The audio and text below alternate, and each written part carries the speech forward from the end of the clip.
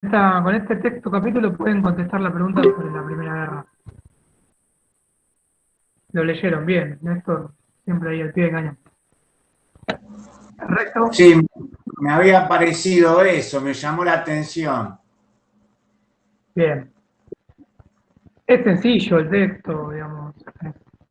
Tiene mucha información respecto, porque este Becker tiene una mirada más global, si se quiere, ¿no? Sí.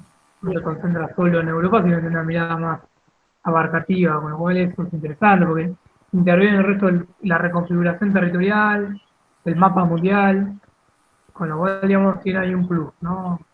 También de dónde escribe, ¿no? Escribe, no es una autora europea, eso no, se nota a la hora de la lectura.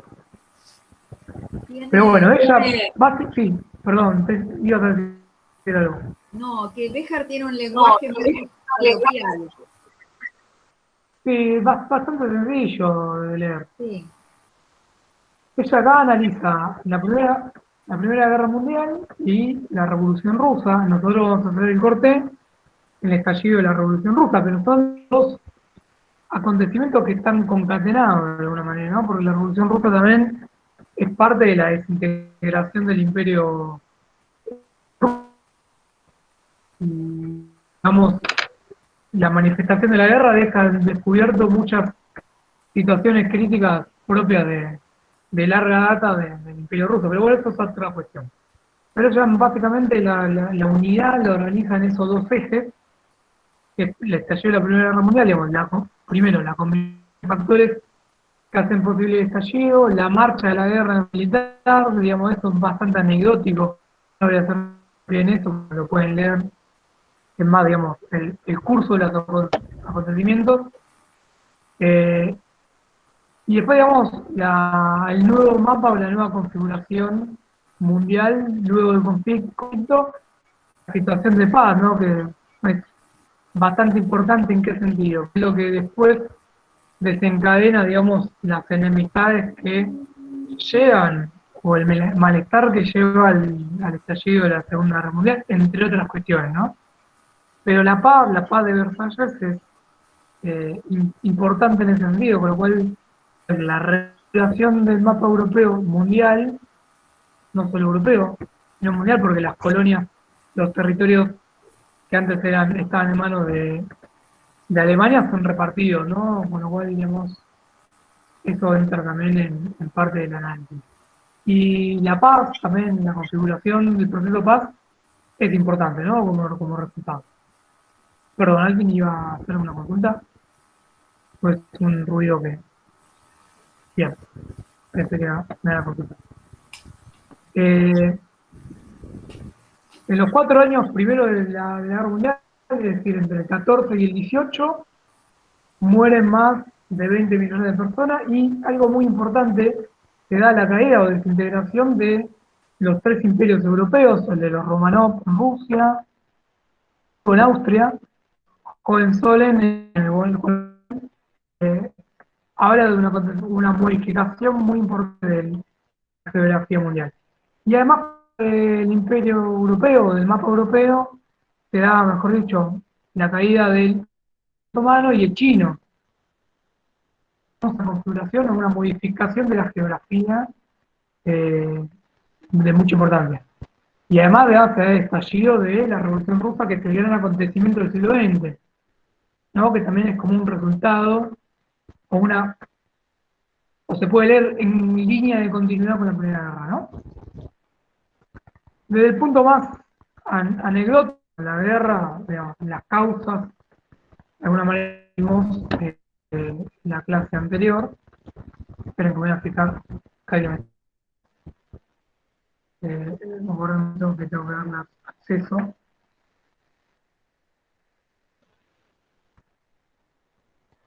Discúlpenme.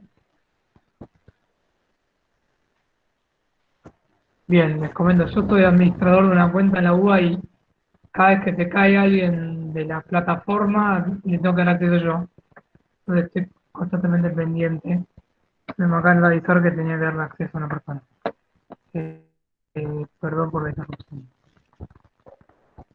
Béjar comienza, digamos, su recorrido con, digamos, el asesinato o el atentado que surge el heredero del trono austrohúngaro eh, por esta organización nacionalista Mano Negra, ¿no?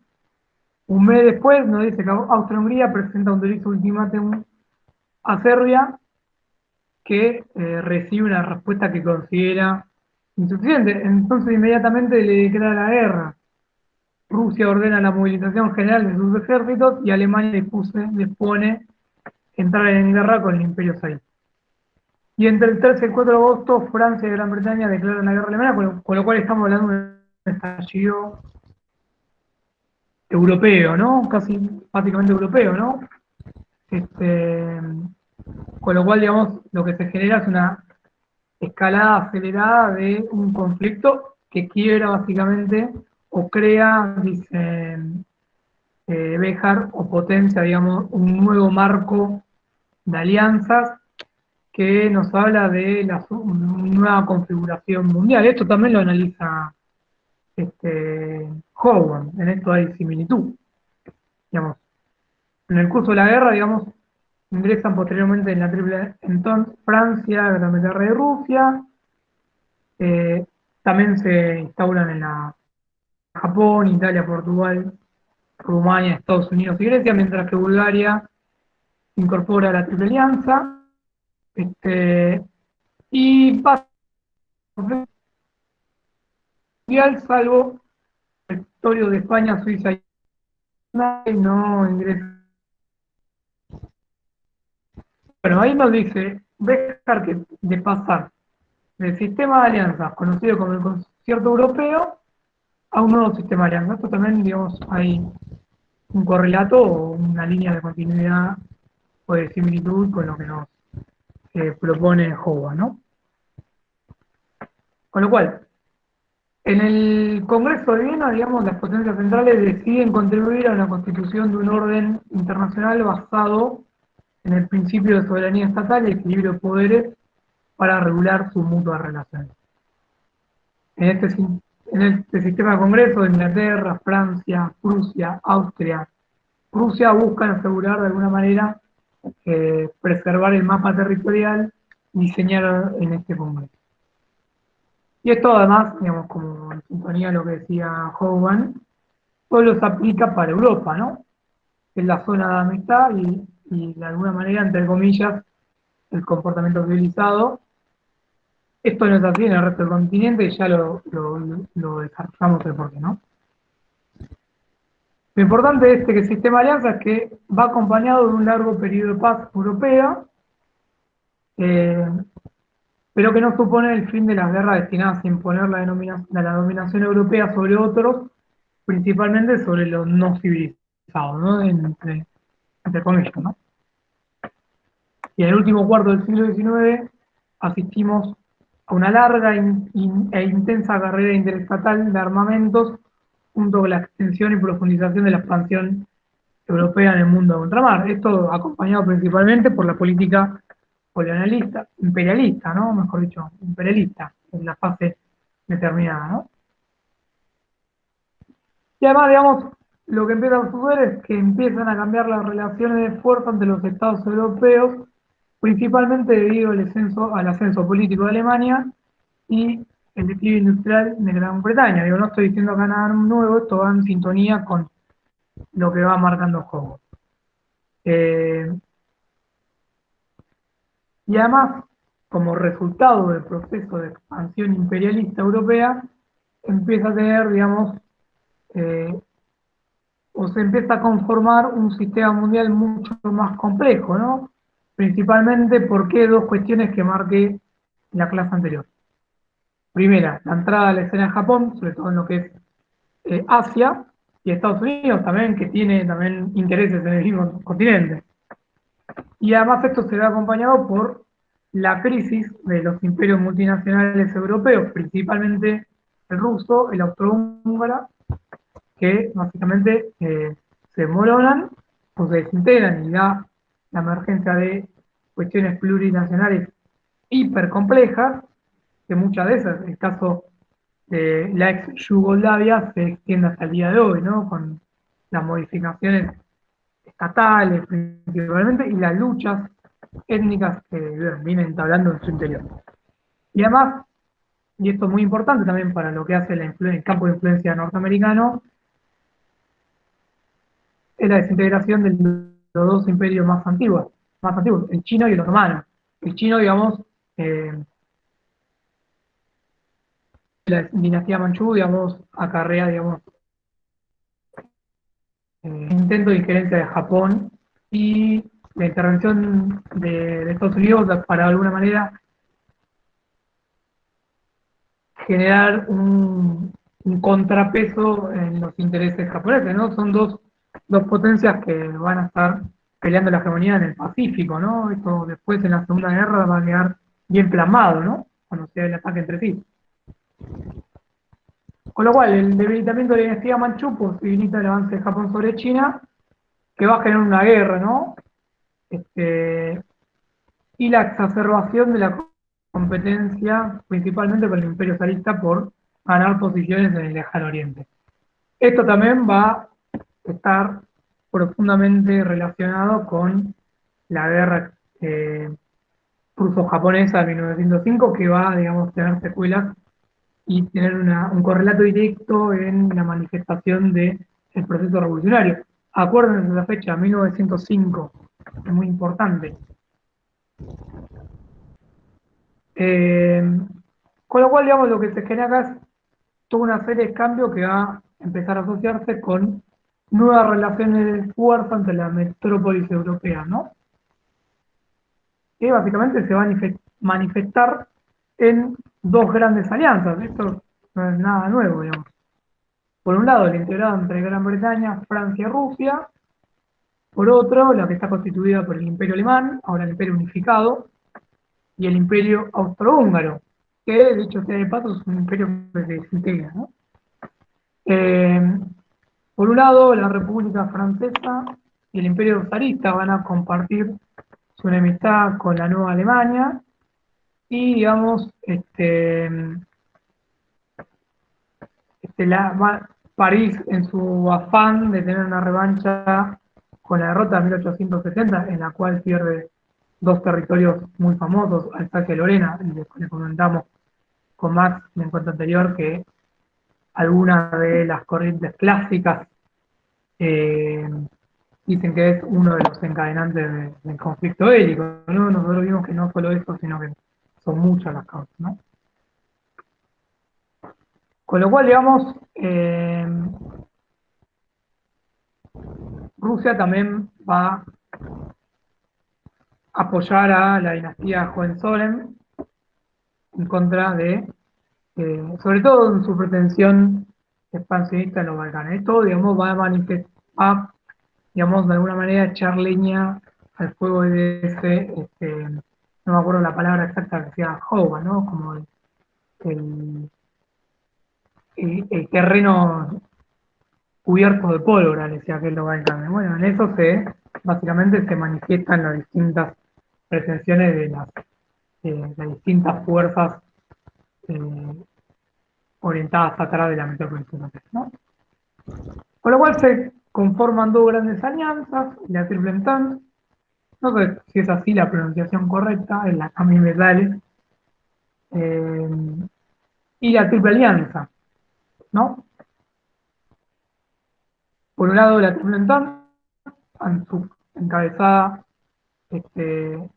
por Gran Bretaña, principalmente igual, esto es anecdótico, ¿no? Porque Gran Bretaña es la última en sumarse y sin embargo es la que se suma último porque todo el tiempo trató de sostener el equilibrio de fuerzas sustentado en el Congreso de Viena, ¿no? Pero, como marcaba Hovan, siempre evitó el conflicto, pero lo tuvo que asumir porque perdía la, la hegemonía. Es decir, solamente cuando se dio un ascenso acelerado del desarrollo alemán, se une, digamos, a la alianza, sobre todo con, digamos, con la principal competidora de Alemania, que es Francia, ¿no? Con la cual va a tratar de limitar sus áreas de influencia, eh, sobre todo en lo que es el norte de África. Con lo cual ya hacia 1907 esta alianza está en pie tratando de sostener el equilibrio de fuerzas previo al estallido de la Primera Guerra Mundial. Y por otro, la Triple Alianza, ¿no? Sobre todo liderada por Alemania y sucedida por Austria-Hungría.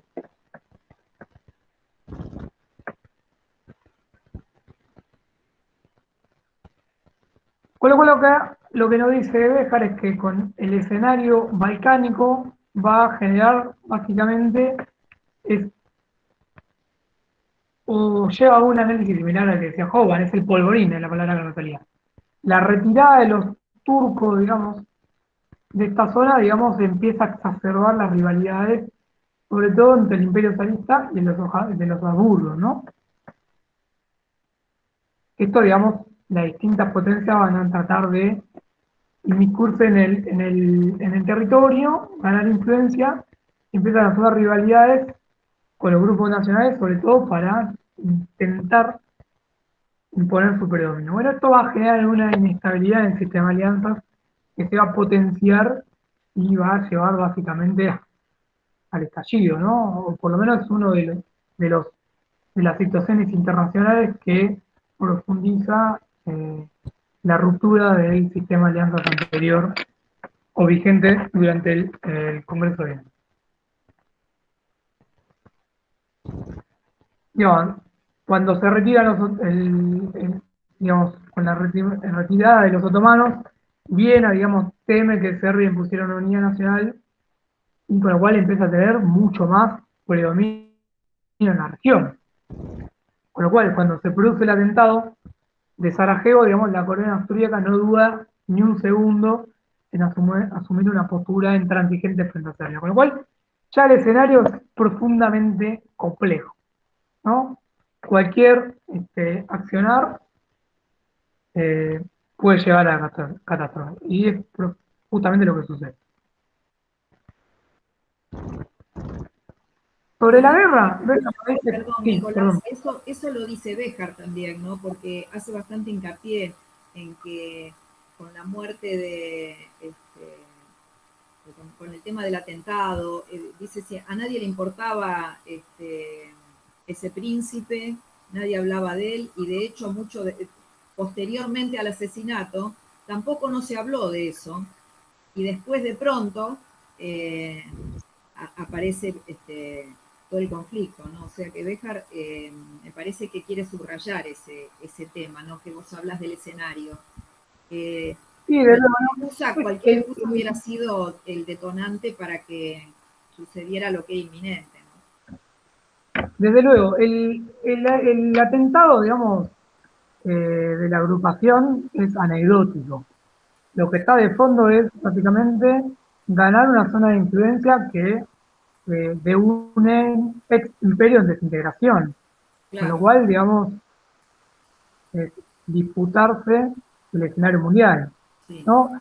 Principalmente la gran disputa está dada entre Inglaterra y Alemania.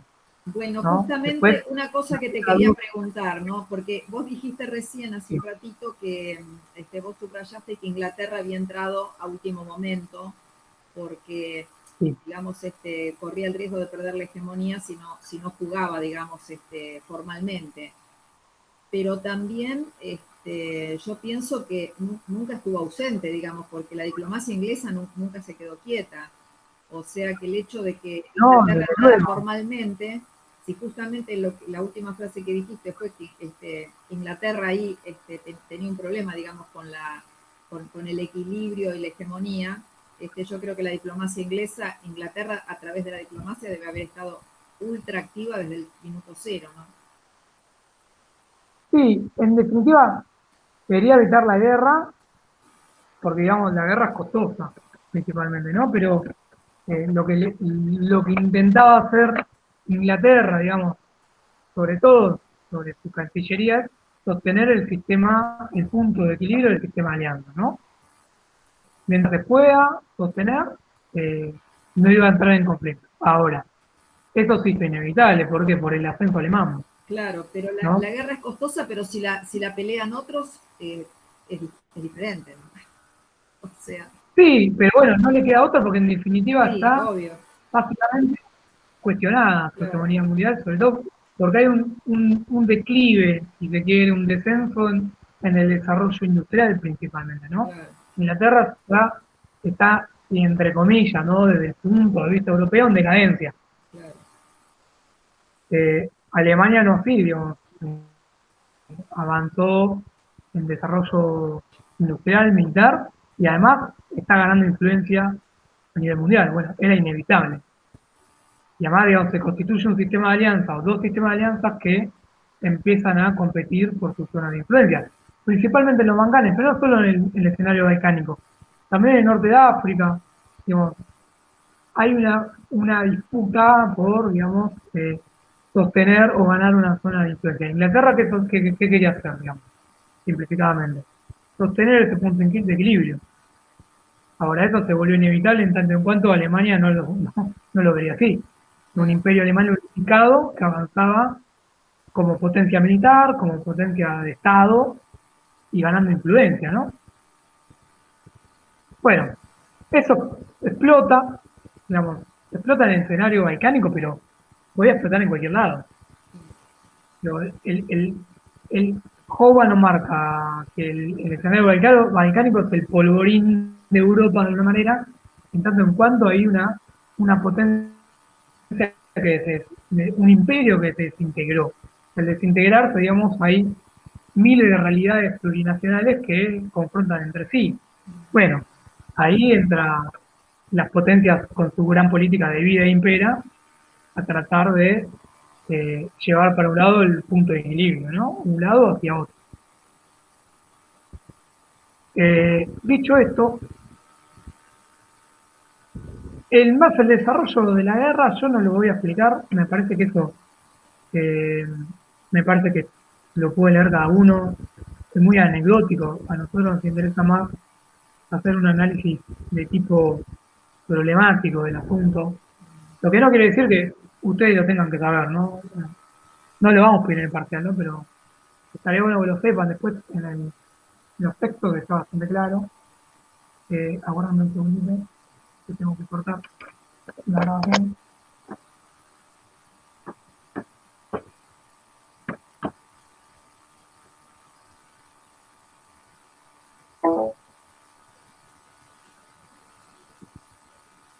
Perdón, disculpen.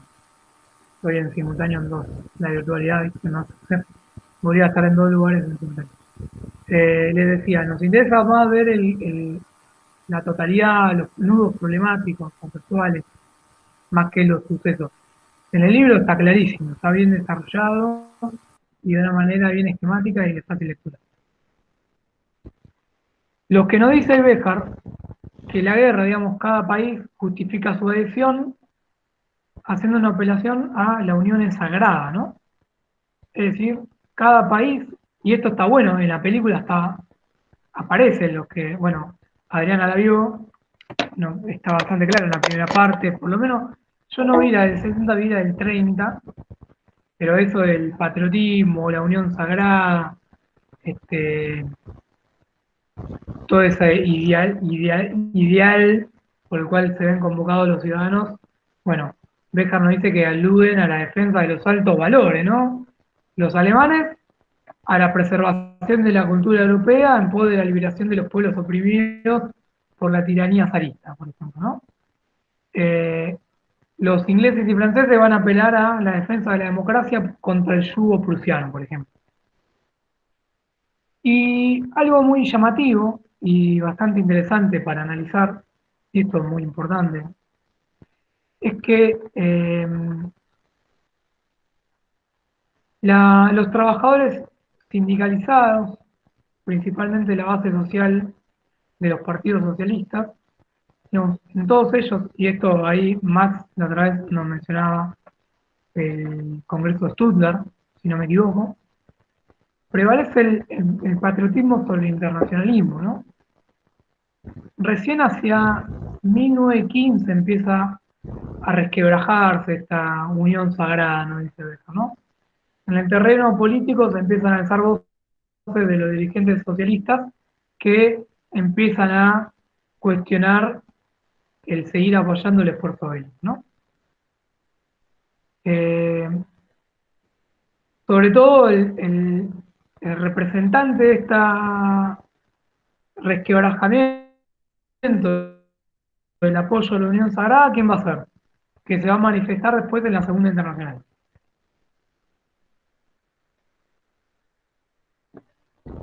¿Qué actor de peso internacional empieza a emerger como la figura política del siglo XX y empieza a cuestionar la Unión Sagrada y empieza, digamos, a desarrollar toda una tarea en pos del internacionalismo?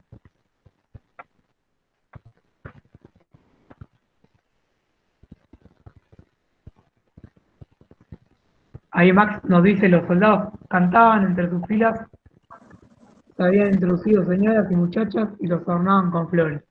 De entonces he visto muchas multitudes arrebatadas de entusiasmos, ningún otro ha sido tan hondo y poroso como el de aquel día. Ahí está hablando de el sentir, ¿no? De aquellos que se unían a las filas, ¿no? Pero bueno, nada, vuelvo a la pregunta. ¿Cuál es la figura política del del siglo XX? Lenin. Lenin. Recién con Lenin empieza a resquebrajarse el patriotismo socialista, digamos. Tremendo. Empieza a hablar de internacionalismo. Bueno, Rusia empieza a desarrollar una política internacional que fracasa, dura muy poco. Dura muy poco porque se ve subsumida, digamos, en la guerra civil. Cuando lean a Anderson Dos Revoluciones, van a ver que la guerra civil en Rusia es primero y, perdón, es posterior al ascenso del Soviet, ¿no? De los comunistas, de los socialistas.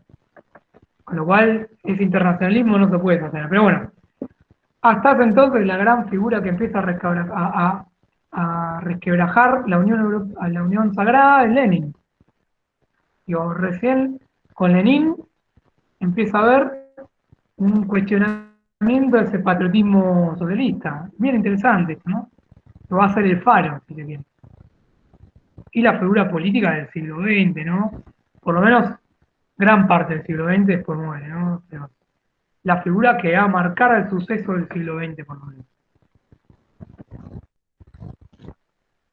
Y esto genera una oleada de movilización antibélica que se va a llevar puesta, digamos, a los tres imperios europeos, de alguna manera, ¿no? Los Romanov en Rusia, los Hohenzollern en Alemania y los Habsburgos en Austria-Hungría van a abandonar el trono, ¿no? Una gran movilización, digamos, todo un evento que además, consumado con la guerra, agota, digamos, estos tres imperios.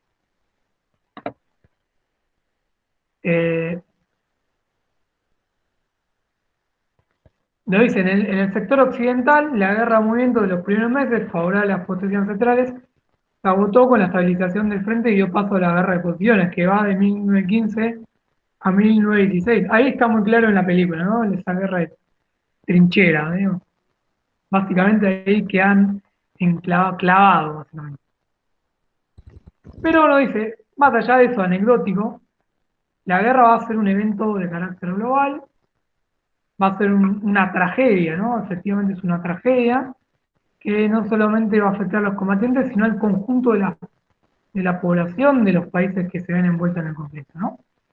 Y acá ahí sí se da pie para el movimiento antibélico. Toda la población fue movilizada y la economía va a ser puesta al servicio de la guerra. La organización de la empresa bélica, digamos, le confiere un papel protagónico al Estado. O sea, el Estado va a ser un estado de movilización permanente por el servicio de la guerra. Y en ese sentido también los gobiernos y ahí es importante, los gobiernos no van a dudar en abandonar el principio básico de la ortodoxia económica liberal. Esto, digamos, va a marcar una época particular, ¿no? ¿Por qué? Porque la libertad de empresa va a dejar de existir. Digo, la libertad de empresa es un poroto, digo, los empresarios. Y la política va a empezar, digamos, los empresarios van a ser puestos a la al orden del Estado. Y la política va a tomar el puesto de mando en función del carácter bélico que tiene el Estado. Con lo cual, fin de la ortodoxia económica. No. En este momento se acaba esto. Y van a ver que después esto se va a profundizar. Y además, digamos, esto se tiene que, ya para mí, 9/17 suceden dos hechos relevantes. Bueno, primero lo que le mencionaba anteriormente, que va a ser el análisis de la próxima clase. La Revolución Rusa y la entrada de Estados Unidos en la guerra, que básicamente modifica el escenario global y el sistema de alianzas, ¿no? La potencia que entra último sale como la gran beneficiaria de la guerra mundial. La caída de la autocracia zarista desemboca en la toma del poder por los bolcheviques, liderados por Lenin en octubre de ese año, y, digamos, la paz, y esto es lo que decía, de la figura de Lenin, rompe ese patriotismo, el patriotismo que, que le imprimió, digamos, al movimiento obrero, digamos, la emergencia de la guerra y que apoyó los votos de la guerra, eh, con lo cual, digamos, se genera una militancia por la paz. La paz inmediata va a ser la principal consigna de los revolucionarios, principalmente los revolucionarios rusos, y después va a tener una gran edición en el movimiento obrero internacional, ¿no? Y con la idea de avanzar hacia una gran revolución mundial. El gobierno soviético, ya una vez que triunfan los bolcheviques, en 1918 firmó la paz de Brest-Litov, ¿no? Con Alemania. Por un lado, Alemania se queda con la zona polaca ocupada por los rusos, con una parte de Bielorrusia y con Italia, y Turquía, digamos, aliada de los alemanes, se anexa a los territorios del Cáucaso, ¿no? En este proceso se reconoce la independencia de Letonia, Estonia, Finlandia, Ucrania, acuérdense de esto, va a dar un quilombo enorme. Y posteriormente, con la derrota de Alemania, en noviembre se anula este tratado y se crea una situación de vacío en toda la franja occidental que se había perdido con la Revolución Rusa. A los rusos después no se les reconoce este tratado. Con lo cual, digamos, cuando se firma la paz, a Rusia los, los tratados, los territorios que reclamaban con este tratado no se los reconocen. Esto es muy importante también para comprender la participación de Rusia posteriormente en el conflicto en Egipto. Bueno, después, al año siguiente, digamos, los vencedores se reúnen en Versalles para imponer los tratados de paz. Los países que básicamente son considerados los culpables de la guerra van a tener que pagar los costos de la misma, digamos, es lo que va a generar el estallido, digamos, o los malestares que van a desembocar, o por lo menos una de las causas de la Segunda Guerra Mundial. En este tratado de paz, el gobierno revolucionario ruso queda excluido y los vencedores anulan el tratado de Brest-Litov. Los territorios que los bolcheviques habían perdido frente a Alemania no les son restituidos, ¿no? Y esta paz, digamos, va a ser una paz que básicamente no conforma a nadie. Italia no obtiene lo que reclamaba. Alemania básicamente se le aplica una línea dura, digamos, la línea dura de Clemenceau, frente a la más conciliadora de los ingleses, con lo cual la paz no es una paz negociada, sino es una paz impuesta, digamos, lo cual, digamos, acá se desarma a Alemania, se le ponen restricciones a las Fuerzas Armadas y pago de indemnizaciones de guerra, con lo cual no se genera un profundo malestar en los países derrotados, ¿no? Y además lo que se genera es la conformación de un nuevo mapa europeo, ¿no? Estoy haciendo saltos largos como para llegar a lo que importa, que es el trazo de un nuevo mapa europeo, ¿no? Es el trazado de las fronteras en Europa centro-oriental que se combinan con distintos fines, ¿no? Por un lado, asegurar el debilitamiento de Alemania como un punto central, es decir, se asegura que Alemania no vuelva a tener el crecimiento como una potencia que aspira a nada. Berlín, en ese sentido, Alemania despojaba sus colonias para ser repartida entre los otros países europeos, es decir, se las redujo en el territorio nacional y los aliados asumieron la demilitarización por un lado y el control de algunas zonas, ¿no? Por ejemplo, Renania es una de ellas, ¿no? Y por otro lado, se conforma un cordón sanitario, entre comillas, en torno a Rusia, ¿no? Básicamente, contener a los bolcheviques, sobre todo integrados por los antiguos países, los países que habían sido, de alguna manera, o habrían entrado en conflicto con el viejo imperio zarista. Bueno, hay un cordón militar con el afán de generar un control. Por un lado, contener a Alemania y contener a los bolcheviques en uno de los dos. Y por otro lado, gran importante, posteriormente a la desintegración del imperio austrohúngaro, que con la entrada de la guerra se desintegra rápidamente, se procede a rediseñar un nuevo espacio geopolítico, ¿no? Que va a generar, o originar, mejor dicho, nuevos países. Es decir, en Europa del Este van a ser reconocidos 8 nuevos estados. Uno de ellos, algunos de esos se los mencioné: Finlandia, Lituania, Letonia, Estonia, y además la República de Polonia.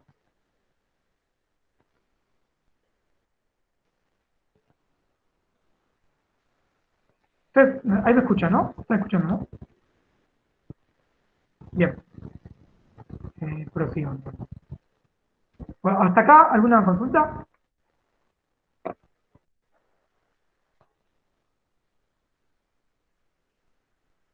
Bueno, en el centro van a tener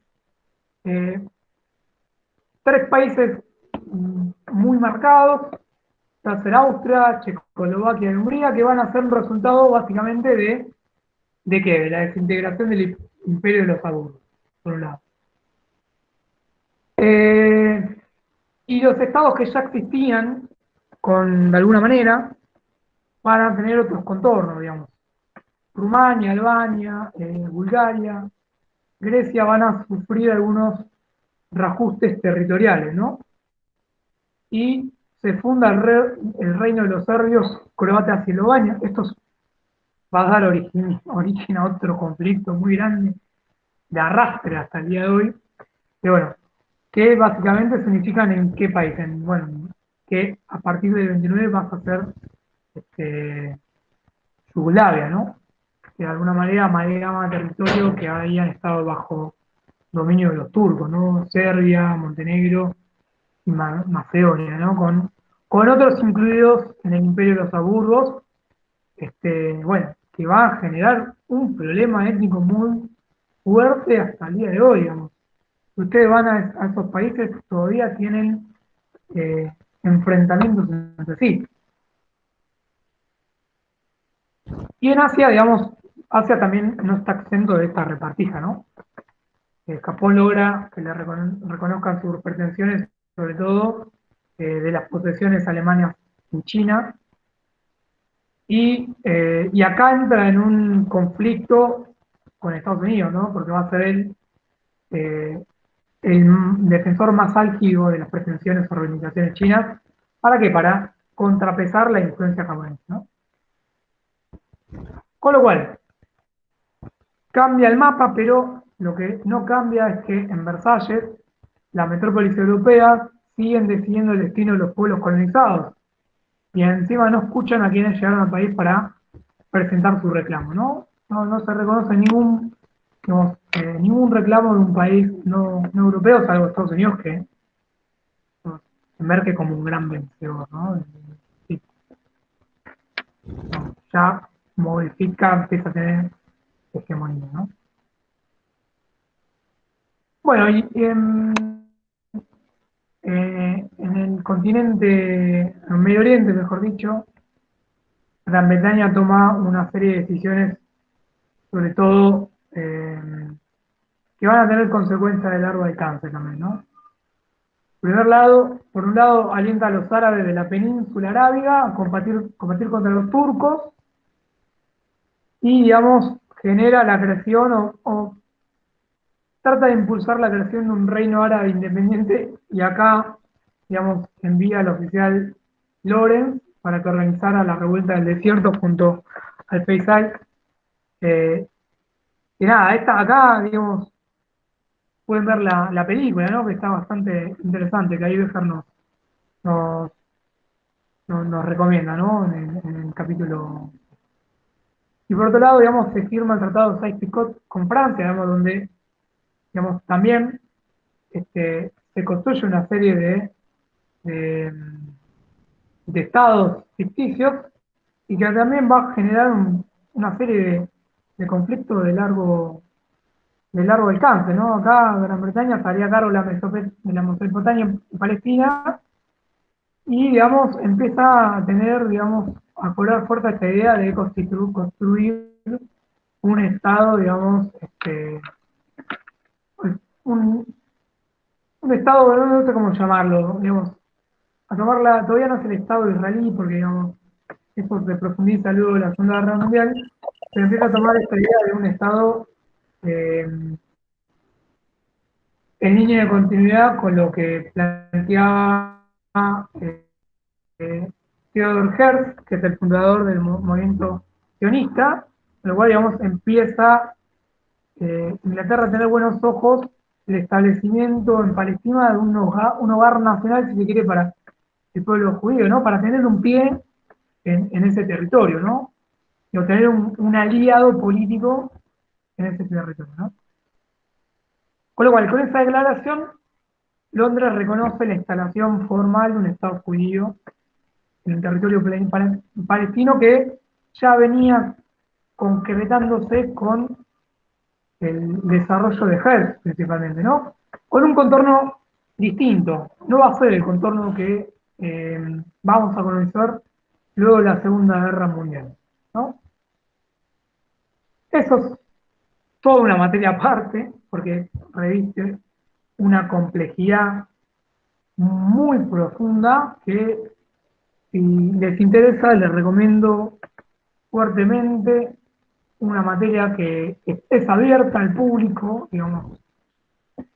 Creo que se dicta todavía los días miércoles de 17 a 20 horas, que es Sociología del Medio Oriente, que la da en la carrera de Sociología, y es abierta, digamos, están invitados a participar. Yo he participado también, por ejemplo, en esta materia como oyente, ¿no?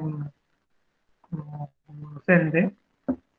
La da Pedro Brier, que sabe un montón de conflictos, pero bueno, si a lo que les interesa lo pueden hacer, ¿no? Pero uno de los resultados importantes es la firma de este tratado, ¿no? Que va, luego de la Segunda Guerra Mundial, a complejizar el panorama en el territorio.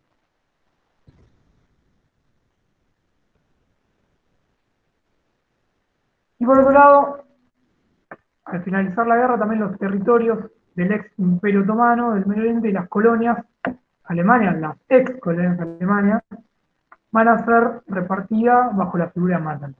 Acá, bueno, Béjar nos va a decir que hay tres tipos de mandato, el tipo A, tipo B y tipo C. Básicamente, los mandatos van a cambiar según el tipo de autoridad que tengan. Después, eso véanlo, digamos, eh, no es lo central, pero bueno, lo pueden ver en el texto, está muy claro. Después, si quieren, en el, en el video yo lo explico. Pero bueno, básicamente, la guerra lo que hace es generar la destrucción del optimismo, de la fe, de la capacidad de la sociedad occidental para garantizar de forma ordenada la convivencia y la libertad civil, ¿no? Con lo cual, el liberalismo se ve fuertemente delegitimado y tanto, digamos, la razón como el progreso, digamos, como esa ideología digamos, está por detrás del liberalismo, se ven fuertemente cuestionadas, con lo cual se abre una etapa bastante particular donde va a emerger sobre todo la doctrina internacionalista sobre la base nada, del acontecimiento que organiza la política en el siglo XX, que es la Revolución Rusa. Hasta ahí básicamente, a grandes rasgos, llega Abeja, ¿no? Después continúa el capítulo con el estallido de la Revolución Rusa. Pero básicamente lo que hay que tener en cuenta es que, básicamente, se reconfigura el mapa europeo y mundial y, digamos, hay un nuevo equilibrio de alianzas y además se lleva a un movimiento de paz, una paz que va a ser conflictiva en el corto plazo, ¿no? Una paz que no es consensuada y que además deja enemistades a las potencias mundiales. Hasta ahí básicamente no sé si tiene alguna consulta. Bien. Max, ¿quieres acotar algo al respecto? No, creo que ahí ya está bastante completo el cuadro del final de la guerra, que es bastante complejo, ¿no? Bien. Después en el texto está muy claro, síganlo, desde estos puntos de vista, estos dos conceptos centrales, la reconfiguración del mapa, la reconfiguración de las alianzas y el resultado, la paz, ¿no? Esos son como los tres elementos importantes. Nico, Sí, sí, una cosita que a mí me parece que por ahí está, ¿cómo decirte? De alguna manera me da la sensación que se la nombra, pero la gravedad está un poco silenciado el tema. Por ejemplo, se habla del genocidio armenio, ¿no? Que bueno, obviamente que existió, el desastre que cometió Turquía, pero vos sabés que yo noto en las distintas materias que abarcan estos periodos que se hace referencia, pero por arriba, al tema de Israel. Y cómo se constituyó Israel, cómo se construyó Israel. El tema del sionismo, que para mí es un tema muy importante para tratar, y ahí es como que no que se ignora, pero se nombra que Gran Bretaña tuvo su influencia, pero en realidad no es que tuvo su influencia, fue fuerte impulsora. Y hay tanta mentira en toda esa creación de Israel que les pertenecía por historia, etcétera, etcétera, que Israel en sus primeros, creo, 60 años de vida, el 80% de sus primeros ministros no son nacidos en Israel, son nacidos en Europa del Este. Sobre todo los de mayor renombre, incluso no me acuerdo el nombre del que recibió hasta el Premio Nobel de la Paz, que fue un gran criminal cuando fue antes de que se constituyera Israel, cuando formaban grupos de tareas para asustar a los palestinos que abandonaran sus tierras. Este comentario lo hago, por ahí no tiene que ver específicamente con la materia en sí, pero me parece que es un tema que debiera ser más tratado y que no es que sea silenciado, pero se lo nombra por arriba. sí, es un tema un poco estudiado, hay un poco de mismo también, digamos, porque una cosa es el proyecto que usted sabe, en los donde construir el río. Entonces, Argentina o Palestina, lo que es un viaje, se elige Palestina por hacer mención al bíblico, ¿no? Porque con la connotación bíblica, un territorio, ustedes saben, de la Biblia, ahí se puede hacer, es una lectura histórica,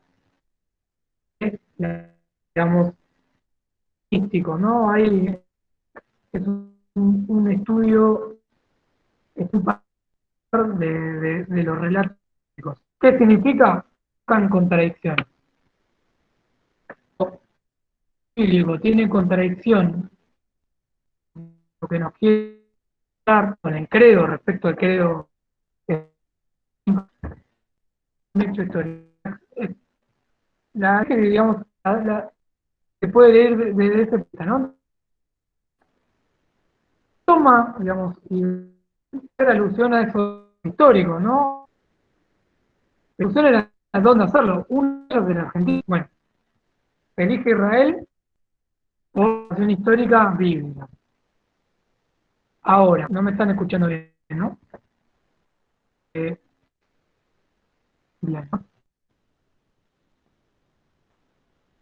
Cortado.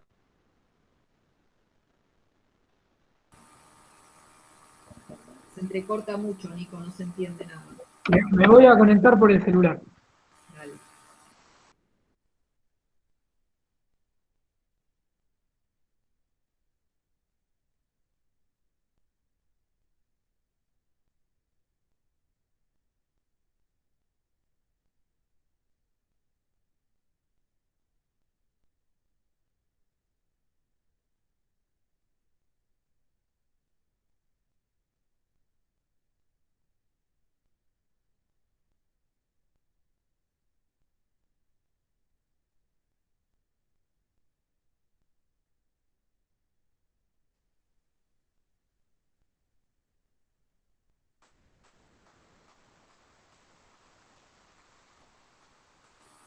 Estoy muteado.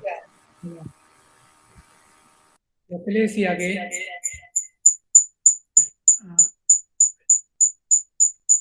voy a cerrar el.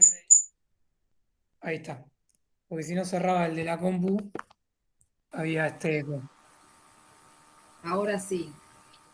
No, le decía que en su fundación, el movimiento sionista, digamos, debate si es hacerlo en Argentina o hacerlo en Palestina, ¿no? Por la connotación, digamos, histórica que tiene el relato bíblico, eligieron Palestina. O sea, histórica en el sentido de la exégesis. La exégesis es lo que estudia los relatos bíblicos buscando la contradicción. Cuando dicen hay una contradicción en el credo entre sí, nos dice que es en realidad seguro es un relato histórico, ¿no? Eso es lo que nos dicen los que hacen exégesis. Digo, por eso dicen es una lectura materialista. Materialista en términos históricos. Bueno, lo que hay que analizar es eso. Primero es un movimiento político, que vino en un movimiento religioso con el acontecer de los años. ¿Por qué? Porque con el movimiento político vos podés discutir. Ahora, cuando lo planteas en términos universales no hay discusión. Bueno, el sionismo viró de un movimiento político histórico a un movimiento religioso en los últimos años. No es lo mismo el interés que. Hola, hola. Perdón, me sonó una alarma y me corrió esto. No es lo mismo la constitución, que es la vía que se le da en la Primera Guerra Mundial, que la fuerza que retoma el Estado judío tras la Segunda Guerra Mundial. ¿Por qué piensan que toma una connotación mayor tras la Segunda Guerra Mundial? Porque le buscan una solución europea fuera de Europa a la cuestión judía.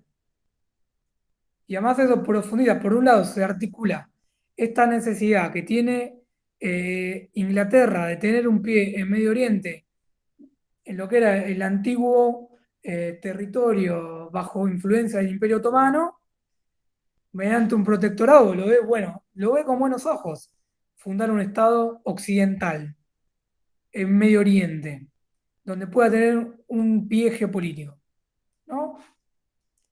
Y esto, digamos, va con el paso del tiempo transformándose, ¿no? Digo, la evolución histórica es bastante compleja, ¿no? Tras la Segunda Guerra Mundial toma muchísima más fuerza la idea del Estado de Israel. Sobre todo porque los europeos quieren tener, digamos, tienen un genocidio encima, ¿no? Que eso pesa. Ahí, digamos, hay interesantes escritos palestinos que dicen que el holocausto es doble. Es el holocausto suyo y el holocausto nuestro, porque es lo que lleva a la manifestación de la guerra, ¿no? Bueno, Europa le busca una solución a la cuestión judía que tiene una opresión histórica dentro después lo vamos a ver con el paso de las clases, y lo busca fuera de Europa. Bueno, mejor, se saca de encima la cuestión y le viene bien tener un pie occidental en Medio Oriente, sobre todo tras la Segunda Guerra Mundial que, digamos, se descubren los pozos petrolíferos. Digamos, es muy complejo el tema. Digo, reviste y además hay mucho debate y es difícil debatir en términos académicos. ¿Por qué? Porque interviene la cuestión universal, se mezcla con lo religioso. De hecho, digamos, para la comunidad misma eh, que cuestiona el sionismo, le es difícil cuestionarlo, porque inmediatamente se lo acusa de traición, porque es un Estado que está en guerra, ¿no? Entonces, al ser divergente, tener una mirada divergente del proceso, inmediatamente te coloca como un desertor, ¿no? Desertor en términos intelectuales. Es muy complejo. Ahí Breger es judío, ¿no? Él dice, yo soy judío, no sionista, porque el sionismo viró de un movimiento político a un movimiento religioso que además fue hegemonizado por una fracción, digamos, determinada, que poco tiene que ver con su constitución original. Con lo cual es muy complejo el tema. Por eso le decía antes, merece una materia específica. Yo la recomiendo fuertemente la de Brigger porque está muy bien encarada. La cuestión palestino-israelí es una de las cuestiones más dentro del universo de Medio Oriente, que es muy complejo. Capaz que en Medio Oriente está depositado toda la fantasía occidental de siglos, ¿no? Digo, era como el punto místico para Occidente, y tener un pie ahí occidental le venía fenomenal. Pero bueno, es muy complejo. Y se menciona poco, es verdad. No se lo toma con la seriedad que tiene, pero yo creo que hay ahí un bloqueo epistemológico difícil, porque tiene una discusión difícil de dar. Sí, lo otro, Nico, lo otro que tampoco se hace mucho hincapié, me parece, es en el nivel de violencia que tuvo la instalación del Estado de Israel. Porque bueno, es como que la violencia por excelencia es el holocausto. Después, digamos que en los últimos tiempos, bueno, ya se empieza a hablar, la historiografía empieza a hablar también del tema lo de los armenios, perdón. Estaba pensando Claro. un poco en los turcos.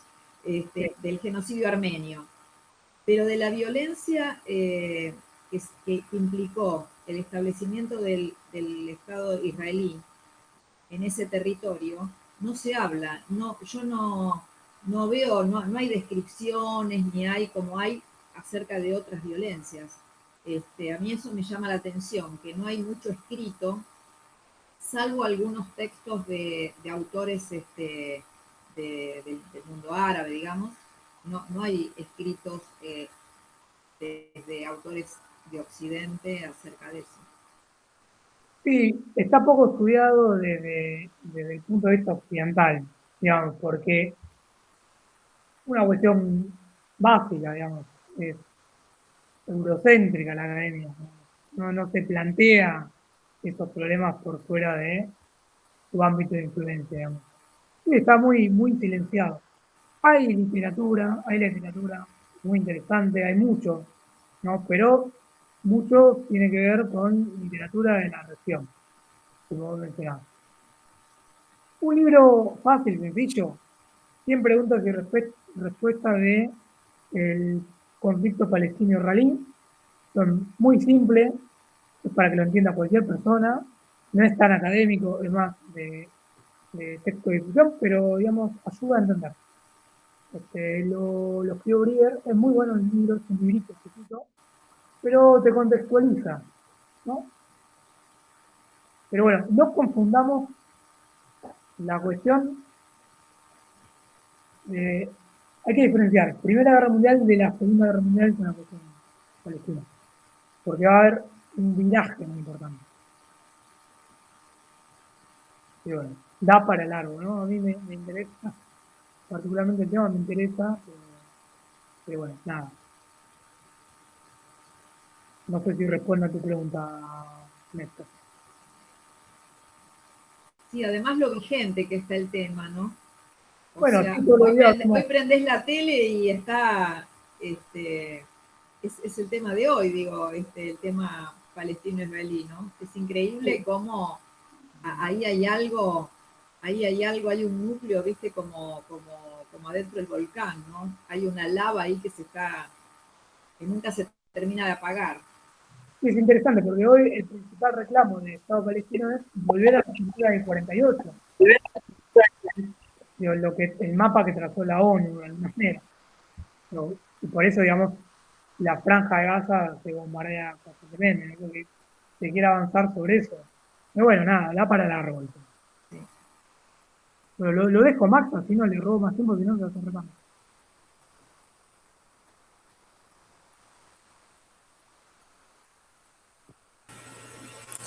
Bueno, un poco para cerrar esto, sí, porque ya se nos extendió mucho, para comentarles lo del libro de Sarabia del genocidio armenio.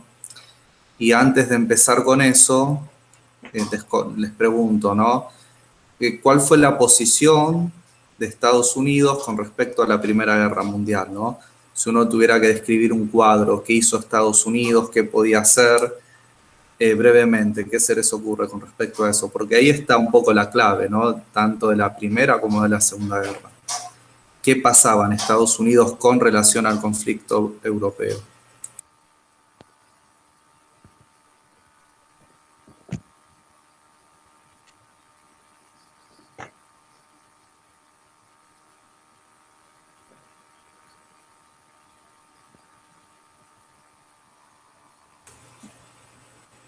Bueno, los escucho, no me quiero responder yo mismo. ¿Qué se les ocurre? ¿Qué pasaba en Estados Unidos?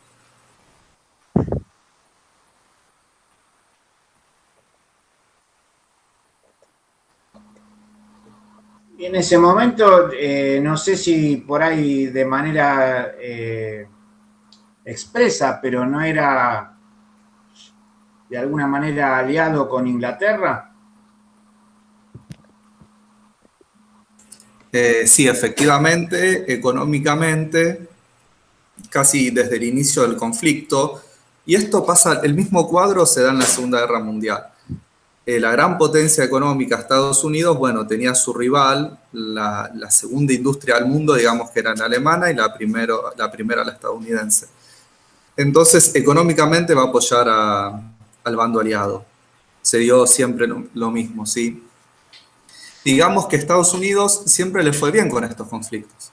¿Por qué? Un territorio inmenso, con muchos recursos, con mucha población, con mucha industria, y aislado, completamente a salvo, ¿no?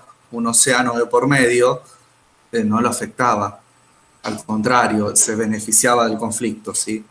Entonces, económicamente, bueno, siempre actuó de esta forma. Sin embargo, el tema de la guerra era muy delicado, ¿no? Al interior de la sociedad estadounidense. ¿Por qué era un tema delicado? No era algo menor, ni menos el ingreso a la guerra, ¿no?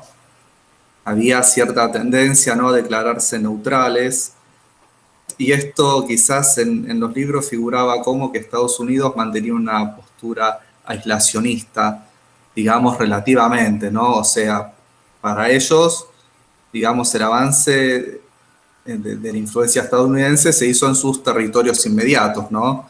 En el Océano Pacífico y acá en América Latina. Pero nunca se habían metido en Europa, porque no era fácil, ¿no?, meterse en Europa. Ese era el tema de Estados Unidos, básicamente porque, tal como habíamos visto, ¿no?, ¿qué era Estados Unidos?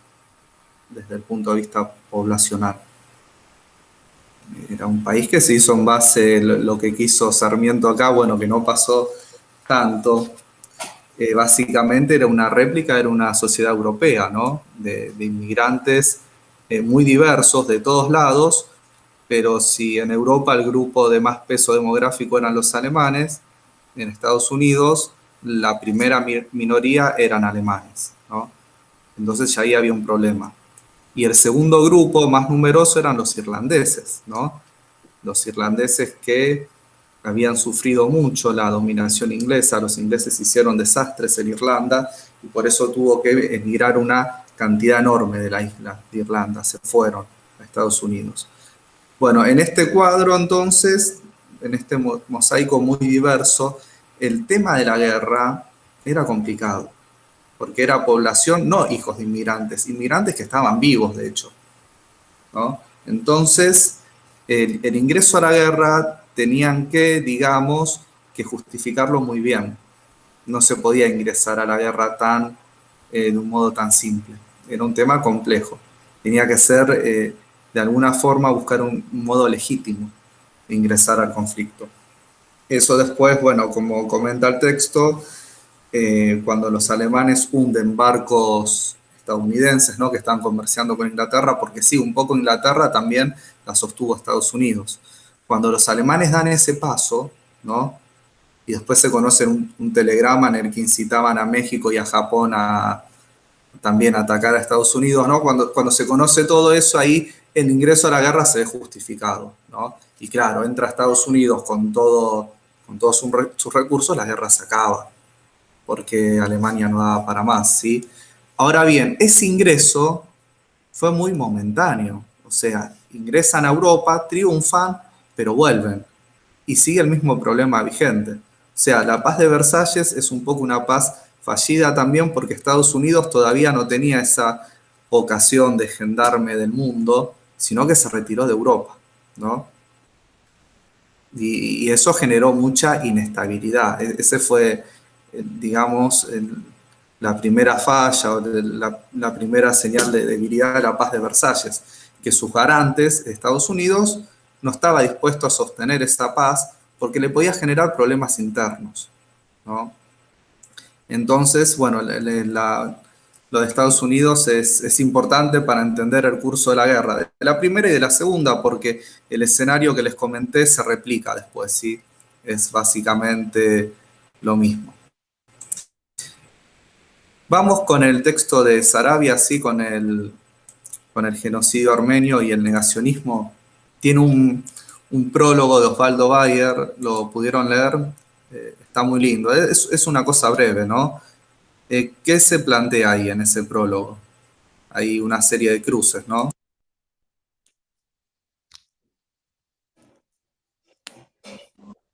Mirá que más de un peronista se va a enojar con ese libro, ¿eh? Es una cátedra diversa esta. Como decía, peronistas somos todos. Sí que no podemos enojar. Ahí cuando Bayer le cae a Perón porque era admirador de, ¿cómo se llamaba el general alemán? No recuerdo el nombre ahora.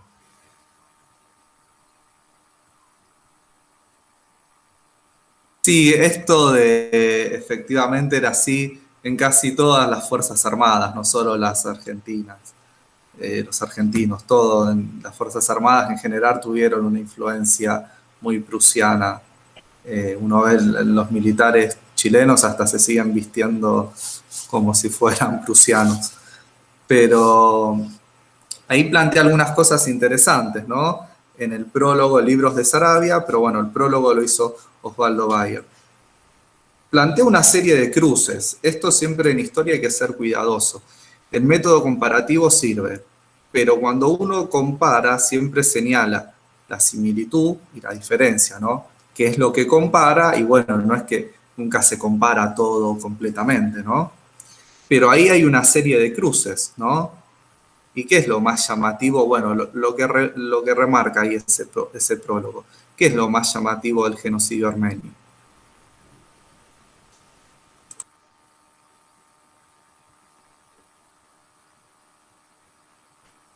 ¿Qué fue esto, no? Fue un plan sistemático, ¿no? para exterminar a un grupo de la población, ¿no? Los jóvenes turcos, hagamos, digamos, una historia así de larga duración, resumida en 5 minutos, 3000 años de historia. Pero bueno, digamos que en el territorio de Turquía estaban los armenios, ¿no? En la península de Anatolia, un grupo muy antiguo, de la época bíblica. Y ese territorio después fue conquistado por los turcos. Los turcos eran un pueblo nómade que provenía de Asia Central, ¿no? Con parentesco con los mongoles, del centro de Asia. Se asientan ahí, se convierten al Islam, ¿no? Y inician un proceso expansivo, ¿no? Terminan con el Imperio Romano de Oriente, ¿no? Conquistan Constantinopla y someten a una diversidad de pueblos que en su máxima extensión en Europa los turcos llegaron hasta las puertas de Viena. O sea, todo lo que es Yugoslavia fue conquistada por los turcos, ¿no? Eso después, bueno, andando el tiempo, el imperio turco entra en un proceso de crisis, como estos imperios, digamos, imperios multinacionales y que no se habían modernizado tanto, ¿no? En comparación con los líderes de la revolución industrial. Turquía entra en crisis y hay un grupo, ¿no? Que toma el poder, que son los jóvenes turcos, que prometen modernizar al país en un sentido laico o de secularización, y ahí al parecer los armenios pensaban que quizás con los jóvenes turcos les iba a ir bien, pero no, fue para peor, ¿no? La situación de los armenios era complicada en ese momento, quizás era parecida la situación a la población judía en distintos estados de Europa de esa época, ¿no? De fines del 19, principios del 20, porque básicamente recaía sobre ellos la acusación de traición a la patria, ¿no? Básicamente a los armenios, antes de la Primera Guerra Mundial, el nacionalismo turco los acusaba de ser potenciales traidores. Y ser un traidor, sabemos que jodido, ¿no? Entonces ahí entran los cruces entre el Holocausto y la última dictadura militar en Argentina, ¿no? ¿Qué pasó con los armenios? Entonces se los acusaba de traidores, de conspiradores, ¿no? Y ya hubo un proceso de violencia contra los armenios, hubo una expulsión, una diáspora, algunos vinieron acá, por ejemplo, ¿no? Y a muchos lugares del mundo. Pero cuando comienza la guerra, esa acusación de traición, digamos, se potencia, ¿no?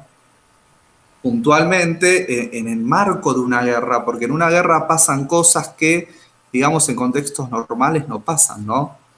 Así como comentamos que hubo una revolución comunista en Rusia, eso en un momento normal quizás no hubiera sido permitido, ¿no? Acá pasó esto, un genocidio, el primero del siglo XX, ¿no? Una masacre hecha por el Estado con toda su fuerza, ¿no? Acusando a los armenios de, en el contexto de la guerra, ¿no? De estar colaborando con los rusos, con los enemigos.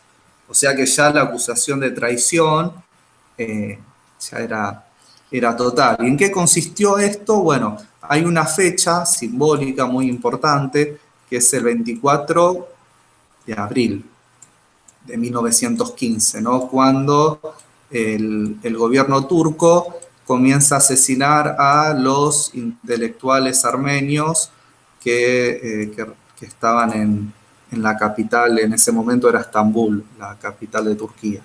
¿Por qué esto empezar así? Bueno, era para silenciarlos, ¿no? Sin embargo, digamos que no se puede tapar el cielo con las manos, ¿no?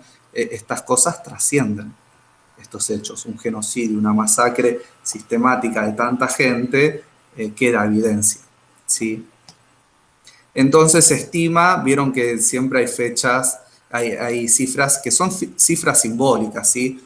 Uno no se pone a discutir cuántos muertos hubo, ¿no? En ningún genocidio, es algo miserable eso. Pero se estima, ¿no? Que acá estamos hablando de 1,5 millones de personas, ¿sí? Que fueron masacradas. No con cámaras de gas, sino de un modo más, digamos, rudimentario, pero hay que tener en cuenta también que los alemanes estuvieron muy involucrados en estos, eran aliados de Turquía, y la asistencia técnica, científica, digamos, la daban los alemanes. ¿Qué hicieron? Bueno, hicieron básicamente desplazar a esta población por desiertos y hacerlos morir así de fatiga y de hambre, ¿sí? Se estima a 1,5 millones de armenios, ¿sí?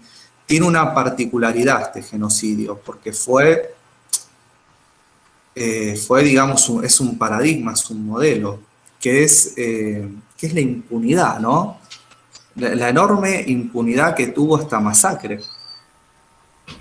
¿Por qué impunidad? Porque se juzgó a los perpetradores en un juicio muy bochornoso, ¿no? Donde se los condenó a muerte en ausencia, ¿no? Pero se les permitió escapar a esta gente. Y por ejemplo, el máximo responsable, bueno, en esto es una cadena de mando, ¿no? Cuando hay una masacre así, no es que hay un solo responsable, pero hay una cadena de mando, y gran parte de esta gente se escapó a Berlín, ¿no? Después les voy a comentar, un caso es el Talat, el máximo, digamos, como el arquitecto de este genocidio, ¿no? Entonces, lo primero que salta es la impunidad, ¿no? Toda la gente, digamos, todos los perpetradores, en su inmensa mayoría, quedaron impunes, completamente impunes. Otro dato llamativo de este genocidio es la negación, ¿no? ¿Qué dice el texto? Ahí ya no es Osvaldo Bayer, es Arabia. ¿Qué dice sobre la negación del genocidio armenio? ¿Qué características tiene?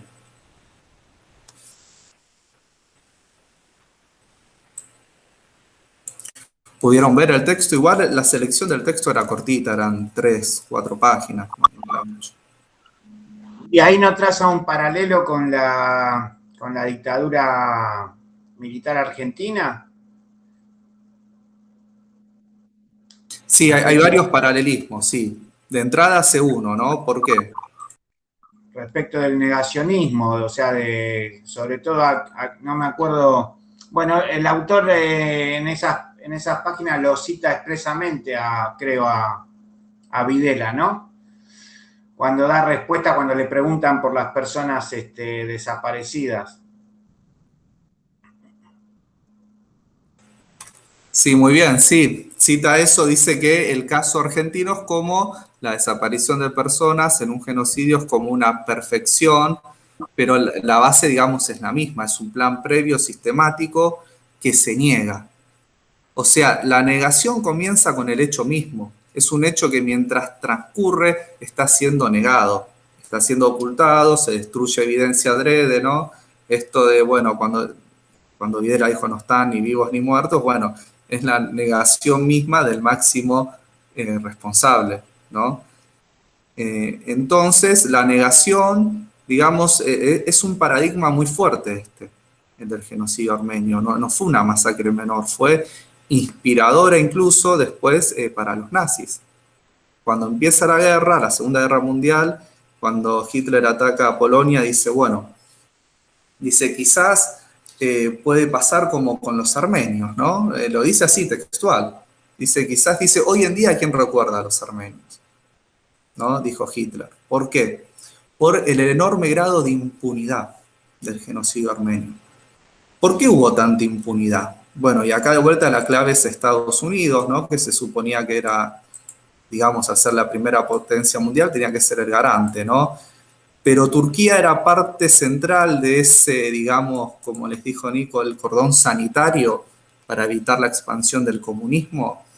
Esto les aseguró mucha impunidad a los jerarcas turcos, a los perpetradores del genocidio. Les aseguró impunidad en el sentido de que, bueno, de que Estados Unidos no iba a permitir que Turquía que se sienta mal para evitar la expansión del enemigo. Entonces eso les aseguró a los altos mandos turcos una impunidad enorme. Este genocidio no se reconoció. El Estado turco lo niega. Hay genocidios que se reconocen, ¿no? Cuando se reconoce un genocidio, ¿qué se tiene que hacer? Bueno, hay una especie de reparación, ¿no? Simbólica y monetaria. Por ejemplo, Alemania cuando reconoció lo que hizo, tuvo que indemnizar a Israel constantemente, ¿no? Reparación en concepto de daño y reconocimiento simbólico, es decir, enseñarlo, hacer monumentos, etc. Ahora, Turquía no reconoce lo que hizo, hasta el día de hoy. Turquía, sí. Una cosita, ahora que hablas de Estados Unidos, y a ver, haciéndolo un poco más complejo, en realidad no sé en qué año Turquía habrá entrado a la OTAN, pero digamos, las relaciones de Turquía con Estados Unidos históricamente no fueron buenas. No sé si incluso somos todos más o menos grandes algunos. Hay una película muy... Tessy por ahí, o la Tana no sé qué edad tiene. Ustedes por ahí son más jóvenes. Hay una película yankee de la década de los 70, que es en contra del Estado turco directamente, que ustedes por ahí la vieron también, es reconocida, que la policía turca captura a un contrabandista norteamericano, entonces muestran lo que eran las cárceles turcas en detalle. Hermosa película, sí, la vi. Terrible. Expreso de medianoche. Eso, Expreso de medianoche. Y da la casualidad que creo que en esa época Turquía era estratégicamente aliada, entre comillas, de la antigua URSS. Entonces, ahora que vos estás diciendo esto del silenciamiento, hasta creo que de los dos lados han contribuido a ese silenciamiento por distintos motivos. Cuando digo los dos lados, digo los yanquis en su momento y los rusos también después. Sí, el tema fue que vieron que, bueno, pasa que ya acá nos metemos con la Guerra Fría, pero cuando los soviéticos instalan misiles en Cuba, ¿no? Que se imaginan que a Estados Unidos se les puso los pelos de punta, ¿no? Tener una base de misiles tan cerca. Sin embargo, Estados Unidos tenía misiles en Turquía apuntando contra Moscú y nadie se impacientaba mucho por eso, ¿no? O sea, digamos, el Estado turco son cuestiones geopolíticas, pero la clave fue que Estados Unidos no condenó esta masacre. Tuvo presión de los armenios, ¿no? Pero no llegaron a... Yo estaba viendo, este tema recién se trató en el Congreso de Estados Unidos en el 2019. Hay proyectos para que Estados Unidos reconozca y los turcos presionan porque no, que no lo reconozcan, ¿sí? Argentina lo reconoció, ¿no? Primero con Alfonsín reconoció la fecha y después con Néstor se reconoció como genocidio. Eso al Estado turco no le cae muy bien. Sin embargo, se reconoció como lo que es, como lo que fue un genocidio. Pero les decía, reconocerlo implica dos cosas, ¿no? Un reconocimiento simbólico, ¿no? Decir, bueno, se masacró este grupo por tal motivo y enseñarlo en las escuelas, hacer monumentos. En Berlín hay un monumento a las víctimas del Holocausto, pero que es bastante polémico porque es un monumento que son como unos cubos y al parecer la gente se sienta ahí a paviar. Pero bueno, se reconoce, ¿no? Y se pagó en concepto material. El problema en Turquía es que no lo quieren reconocer, ¿no? ¿Qué dicen? Que fue una guerra. ¿Y qué hacen? Incluso, y esto acá cito a un sociólogo argentino, Feyerstein, hacen una transferencia de la responsabilidad. O sea, dicen, no, pero miren que los armenios también sacaban guerrilleros. Y sí, si masacras 1,5 millones de personas, capaz que alguno se defiende. Pero ¿qué hacen? Lo disfrazan como una guerra e incluso culpan a las víctimas, ¿no? Y el tema fundamental es que, bueno, ya gente muy longeva, pero hay gente que vive y que básicamente reclaman que les devuelvan lo que les quitaron. O sea, hay un problema material bastante grande. Eso hace que no quiera el Estado turco y no quiera hasta el día de hoy reconocerlo. Hay países que lo reconocen, Argentina lo reconoce, pero no todo el mundo. Entonces, bueno, esto, digamos que fue una masacre, entonces, después inspiradora para los nazis, ¿no? Por la cuestión de la impunidad. Matar tanta gente, ¿esto por qué pasó, digamos? Esto pasó por la guerra.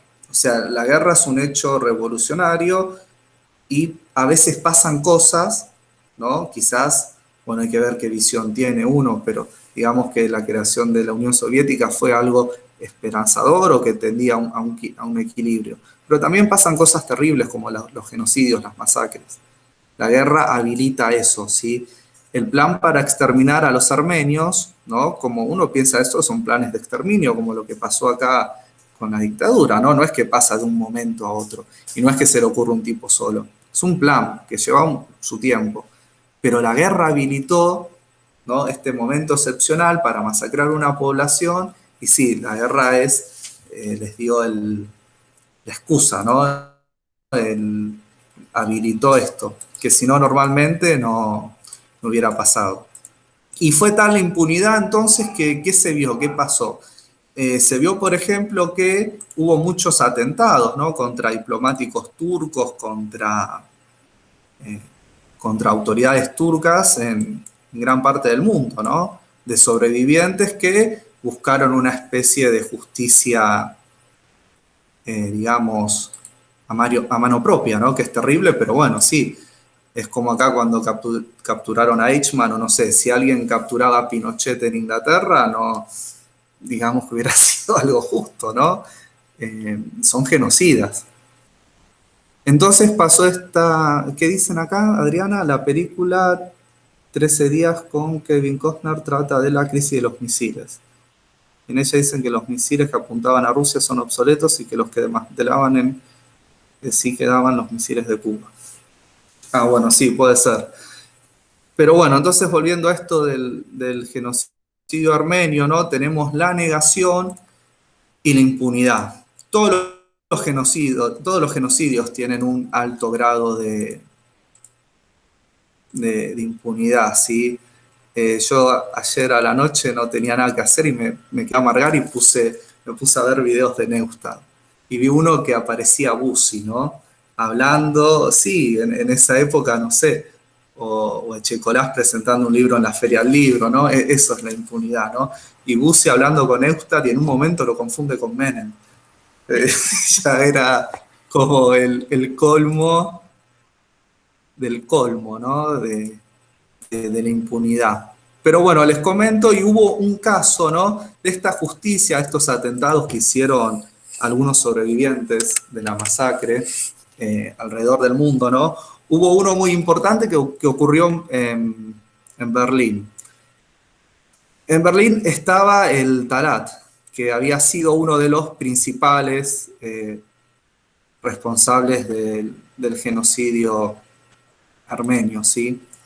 Y sufrió un atentado, lo mató un armenio, un sobreviviente. Se llamaba Telirian, este armenio, ¿no? Que fue hasta Berlín y lo mató, ¿no? Se hizo un juicio, ¿no? En principio se lo iba a declarar culpable a este Telirian. Y hubo un jurista, un abogado en ese momento, muy reconocido, que es el que creó el concepto de genocidio, Lenkin, que dijo, ¿no? Que es un crimen para Teilhirian matar a un hombre, pero no es un crimen para su opresor matar a más de 1 millón, ¿no? Es decir, la justicia alemana estaba por juzgar a este armenio que, bueno, que procedió, digamos, por cuenta propia, de forma justiciera, a matarlo, ¿no? Al Talat, pero claro, ¿se podía condenar a una persona por matar a uno? Por matar a uno que había matado más de 1 millón, ¿no? Bueno, al final quedó libre, Teilhirian. Entonces, bueno, tenemos estos cruces, ¿no? De distintos tipos de masacres, de genocidio. Quizás retomo lo que había dicho Ernesto, es cierto, hay algunos genocidios que tienen más fuerzas que otros, ¿no? Eso pasa. ¿Por qué pasa eso? Porque depende mucho también, digamos, de la comunidad que reclama ese genocidio, ¿no? Hoy en día se habla, por ejemplo, se dice que hay una obsesión con el Holocausto, sí, que tiene más lugar. ¿Por qué tiene más lugar ese genocidio y no otros? Es cierto, tuvo algunas particularidades que lo hacen, pero digamos que no fue el único genocidio, ¿no? Sin embargo, uno lo compara con otros y no tiene el mismo lugar. El genocidio armenio recién ahora está empezando digamos, porque los armenios lucharon mucho por esto, ¿no? Pero ¿por qué no tienen la misma representación el genocidio que sufrieron pueblos indígenas? ¿No? No tiene el mismo. ¿Por qué no lo tiene? Y porque depende de la fuerza de la comunidad que porta, ¿no? Que se hace cargo, que exige que se reconozca ese genocidio. Entonces a veces pasa eso, ¿no? Y un poco también es cierto que el Holocausto se puede utilizar para justificar al Estado de Israel. Pasa eso, sí. Pero uno no tiene que perder de vista tampoco que pasó el Holocausto, que no, si bien después se lo usó como justificación para un Estado, eso que es completamente cierto, uno tampoco no puede negar que pasó, ¿no? Y que va a tener la característica que, bueno, que vamos a ver, ¿sí? Un poco, y después como paradigma el Holocausto desplazó al genocidio armenio, ¿no? Terminó siendo, digamos, el paradigma más fuerte, ¿no? Acá, por ejemplo, pero casi todas las dictaduras latinoamericanas adrede se identificaron con el nazismo, ¿no? De eso da cuenta la CONADEP y casi todos los testimonios que los genocidas acá se identificaban para regocijarse con simbología nazi, ¿no? Se ve que fue tal la fuerza de esa masacre que quedó instalada como un paradigma de masacre único. Pero entonces no nos olvidemos, acá está el genocidio armenio, ¿no? Que fue inspirador en este sentido para los nazis, la impunidad, hacer desaparecer, iba a decir, sí, exterminar. No era un plan de desaparición de personas. Exterminar a 1,5 millones de personas y que quedar impunes. Después de eso, bueno, eso fue una terrible inspiración para masacres posteriores, ¿no? Creo que Sí, yo creo que también, Max, tiene que ver, como vos decías, ¿no? Con la debilidad del pueblo que fue masacrado, pero también con el poder, con la hegemonía y en cuanto al poder de los responsables. Esto que vos decías, bueno, ¿por qué en el caso turco? ¿Por qué en el caso de la instalación del Estado de Israel, en donde justamente Inglaterra tenía intereses? Entonces me parece que hay cosas que se tapan más cuando los responsables políticos son los que tienen el poder hegemónico mundial o regional, ¿no? Me parece que tiene que ver con eso. Otro que también, bueno, Daniel Feuerstein trabaja mucho el tema del genocidio, me encanta todo su desarrollo. Y el otro que también tiene...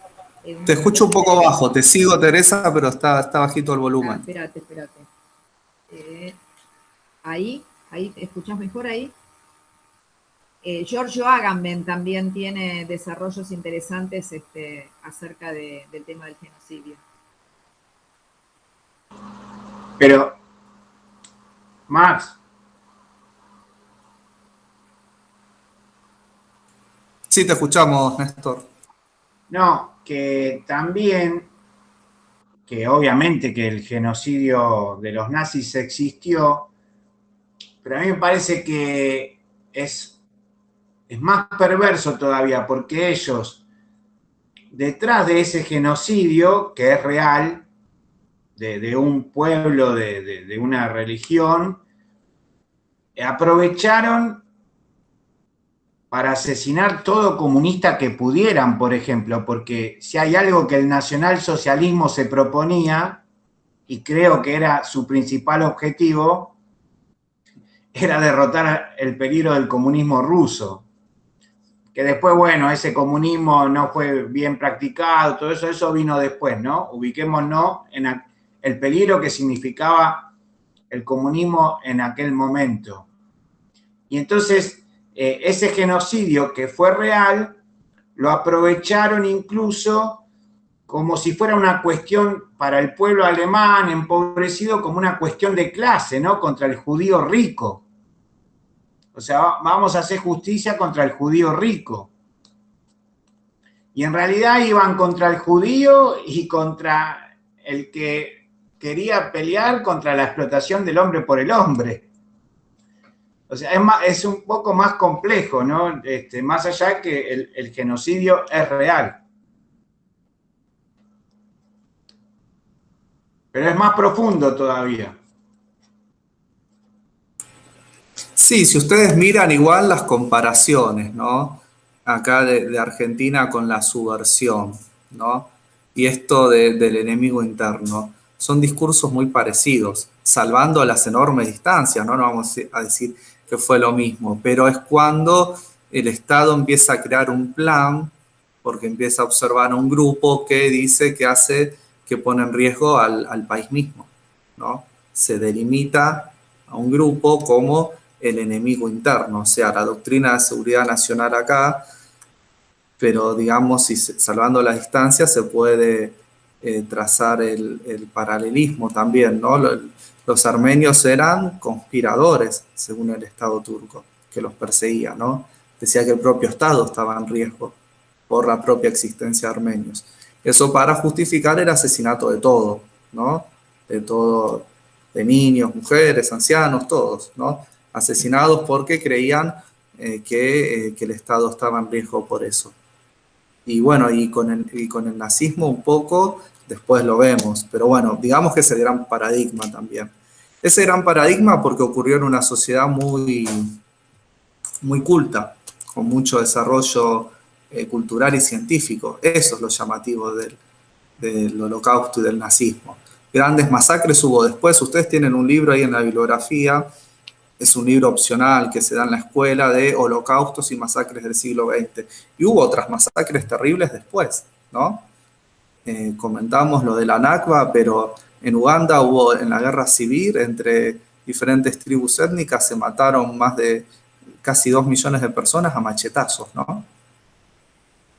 Digamos que no fue lo único, pero lo que sí tuvo es, digamos, esta combinación entre poder industrial y científico y cultura, lo que sorprendió del Holocausto.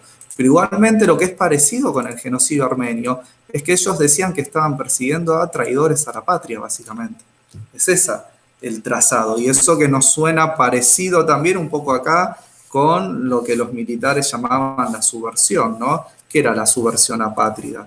No era el que ponía bombas, sino el que conspiraba desde las ideas incluso, ¿no?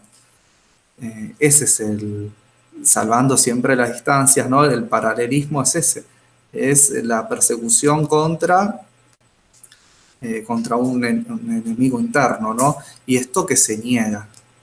Sí, esto acá hay como algo ontológico, ¿no? Estos hechos nacen para ser negados desde el momento cero.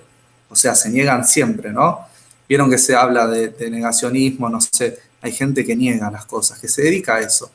Hay gente miserable. En Argentina hay algunos así que dicen, no, esto, el curro de los derechos humanos, inventan desaparecidos para cobrar plata, inflaron las cifras, son 8.000, no sé, lo llevan a una cuestión numérica, ¿no? Bueno, esos está bien, son negadores estos, ¿no? Pero son negadores que vienen después, pero lo característico de esto es que se negó mientras pasaba. O sea, es algo que se hizo para ser negado, ¿no? Y eso también traza ahí un paralelismo interesante, ¿no? Vieron que también hay una ley ahora, bueno, es polémico esto igual que sean leyes, ¿no? Pero porque creo que no es algo que tenga que entrar con la ley, pero bueno, en la provincia de Buenos Aires, en el sistema educativo, no se puede negar, cuando se habla del 24 de marzo, se tiene que decir que fue una dictadura cívico-militar y que fueron 30.000 desaparecidos. no se puede negar eso, ese, digamos, epíteto, o así. Y el que lo hace entra, digamos, en un delito. Yo igual no sé si la solución es así, castigarlo legalmente, en realidad es otra cosa, pero bueno, pero es, digamos, lo más parecido que tenemos acá una ley antinegacionista. Pero Max, también lo interesante es que vos decís que es algo que es negado desde el minuto cero, ¿no? Pero también a la vez que es negado formalmente, es algo que, como dice Primo Levi, todos saben, o por lo menos, digo, no todos el 100%, pero es algo que se sabe. O sea, es negado a la vez, Primo Levi dice, bueno, ¿cuántos alemanes no sabían? O sea, sabían, porque todos sabían a qué vecino se habían llevado, era demasiada gente como para que no supieran. Y acá en la Argentina, si bien no era tanta gente, muchísima gente sabía. Y una cosa es hacerse el que uno no sabe y otra cosa es no saber. Entonces yo creo que lo curioso, lo macabro, es que por un lado se niega, pero se niega lo que es innegable. No sé si se entiende lo que quiero decir. Suena algo ciclotímico, pero es así. Es como es No, paradojal. sí, es así. En el caso, si uno hace comparaciones, Feyerstein da una tipología de esto. Hay que Sí, tomarlo, bueno, es una tipología sociológica. Dice que estos genocidios, por ejemplo, el armenio, entraría, según él, en lo que eran los genocidios, decían, reorganizador sería, el argentino era el homicidio reorganizador, según Fayet. sí, el mismo nombre que le dieron los genocidas. Pero ¿cuál Claro, es la clave acá? Que hay campos de concentración. exacto. En el genocidio turco, no, digamos, por así decirlo, que fue algo más pedestre, si se quieren. Mataron a la gente haciéndola deambular, básicamente, ¿no? Claro. No hubo un sistema de campos de concentración y de tortura. No hubo eso, ¿no? Eso es algo más técnico. Eso es lo que metió el Holocausto. Claro. Eso, el campo de concentración, ese fue el invento, eso fue lo primero que hicieron los nazis, un campo de concentración, ¿no? Esa fue la, digamos, la novedad histórica. Entonces hay una tipología y bueno, dice Feyerstein, el genocidio armenio es un genocidio fundacional, dice, en donde se extermina a los grupos que se consideran que no entran en el pacto social. Por ejemplo, en América Latina, los indios, que son exterminados en general cuando se consolidan los estados, ¿no? Acá se exterminan los mapuches, en Chile también, porque se considera que no pueden formar parte, ¿no? Son salvajes, no entran en el pacto social, se los somete, se los extermina. Genocidio fundacional, los mata el ejército. Pero hay otros que son los genocidios reorganizadores al interior de una sociedad constituida. ¿Qué es esto? Es matar una fracción dentro de la sociedad, pero con la intención de dañar a todo el resto, ¿no? Acá los desaparecidos son 30.000, pero no es que se jodió solo a los 30.000. O sea, esto afectó al conjunto social argentino, a la identidad de todo el conjunto nacional. Se hizo carne en la gente que no que mataron, que desaparecieron. Eso ya es algo novedoso acá, ¿no? Es como un salto en esto de los genocidios, hacer desaparecer, ¿no? Pero digamos, el objetivo que es de estos genocidios organizadores es afectar al conjunto. Algunos se selecciona para matar o desaparecer, pero afecta a la sociedad entera, ¿no?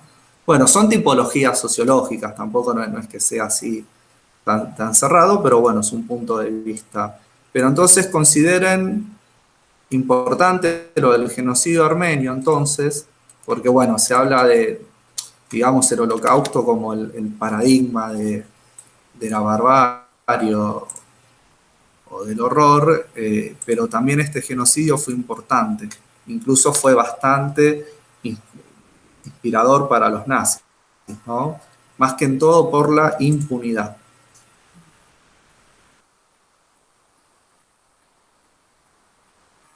Bueno, creo que nos excedimos con el tiempo, es un tema interesante, pero bueno, para quedarnos en este periodo y avanzar en orden, ¿no?